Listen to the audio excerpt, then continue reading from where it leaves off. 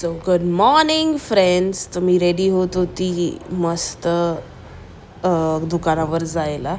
Actually बघत होती हा आउटफिट खूप ढगला आउटफिट घातलेला मी. सो बघत होती काय चांगला वाटतंय काय नाही. सो मी केस असेच लगेच बांधले अँड देन निघाली दुकानावरती.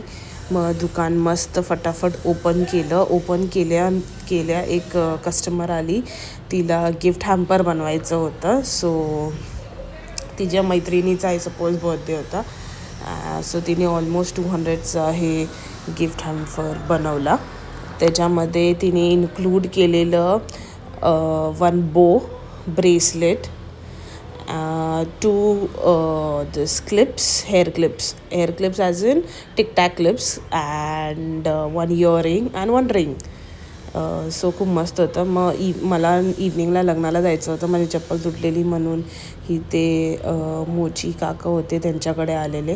मग मम्मीला भेटली लग्नात. माझ्या भावाच्या बेस्ट फ्रेंडचं लग्न होतं, जुनैदचं लग्न होतं. मस्त होतं लग्न आणि आम्ही असे छानपैकी फोटोज काढले.